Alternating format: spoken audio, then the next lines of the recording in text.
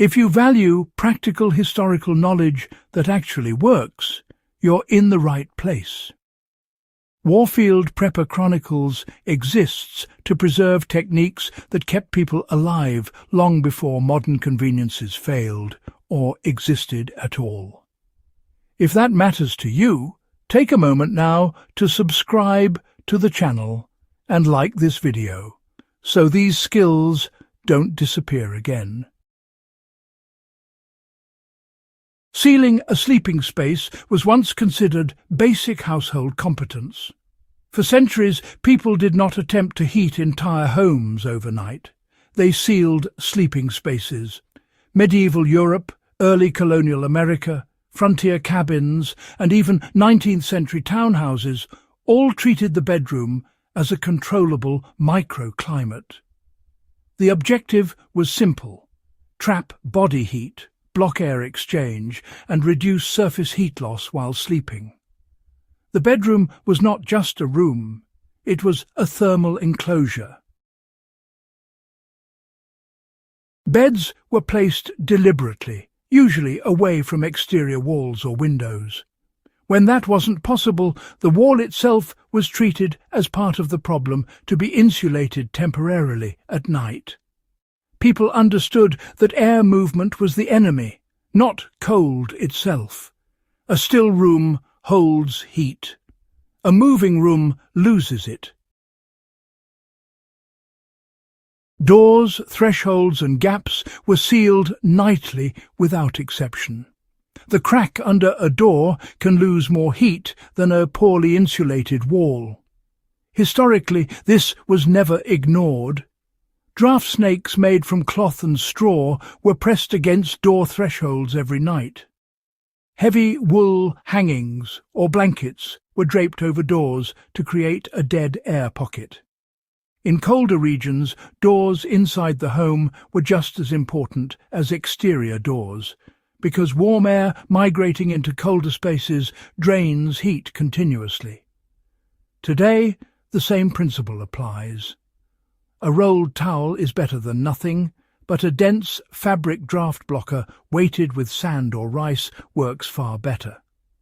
Hanging a thick blanket over the bedroom door at night, especially if the door opens to a cold hallway, will raise nighttime temperatures noticeably within minutes. Windows were treated as weak points and temporarily neutralized. Glass was always understood as a liability.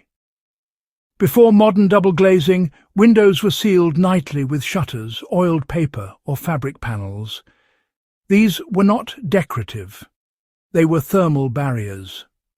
The goal was to create layered resistance between the sleeping space and the outside air. You can apply this directly today. Heavy curtains alone are insufficient if they allow airflow. The curtain must be sealed to the wall edges or window frame. Tension rods, Velcro strips, or even thumbtacks can be used to prevent air movement behind the fabric.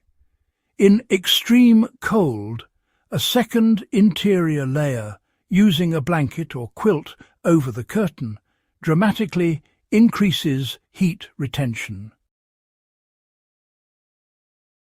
The bed itself functioned as the final sealed chamber.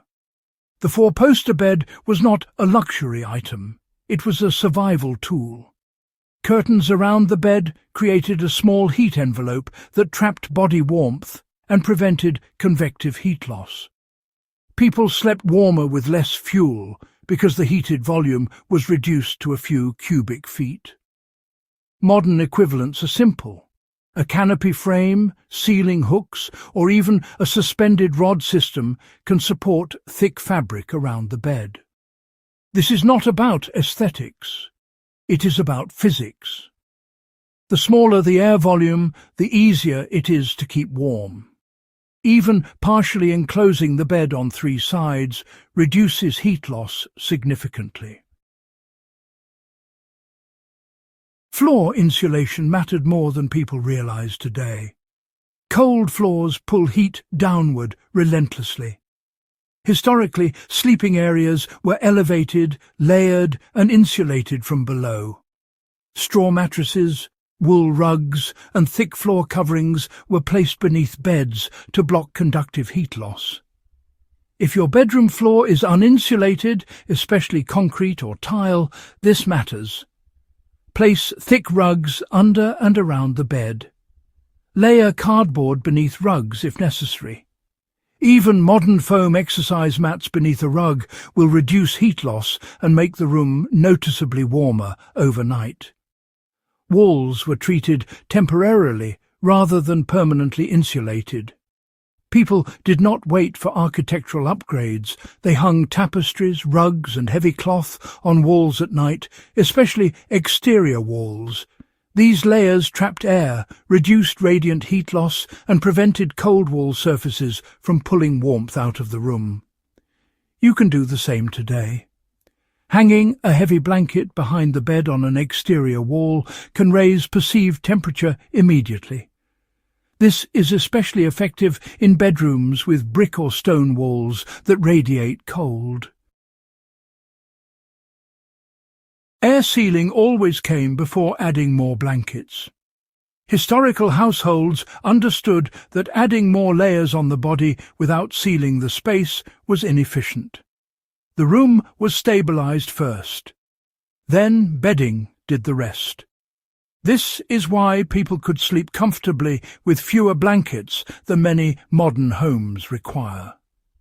If you're cold at night, stop adding layers first. Seal the room, block drafts, reduce air movement. Only then adjust bedding. You will sleep warmer with less effort. Heat sources were used briefly, not continuously. Bedrooms were rarely heated all night. A bed warmer, hot stone, or warming pan was used briefly before sleep to raise baseline temperature inside the sealed space. Once body heat took over, the enclosure maintained warmth.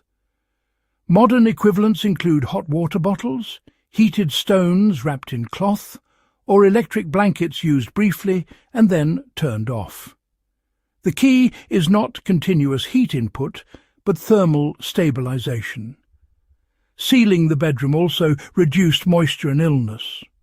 A stable nighttime temperature reduced condensation, damp bedding, and respiratory stress. Cold air rushing across warm bodies causes heat loss and dries mucous membranes. Sealed rooms were quieter, warmer, and healthier. This remains true today, especially during winter when respiratory illness spreads easily. A sealed bedroom maintains humidity and warmth without overheating. Applying this skill in a modern winter home is straightforward and effective. Choose one bedroom and treat it as a thermal cell. Seal the door, block the window, insulate the floor, add temporary wall insulation, reduce air volume around the bed, pre-warm the space briefly. Then let physics do the rest. This approach reduces heating costs, improves sleep, and prepares you for power outages or fuel shortages. This is not nostalgia. This is applied historical engineering. Why this knowledge matters now more than ever. If this kind of practical historical knowledge matters to you, subscribe to Warfield Prepper Chronicles. Like this video so it reaches others who value real skills over noise. Share it with anyone facing a cold winter who wants solutions that actually work. We document what history already proved, so it doesn't have to be relearned the hard way.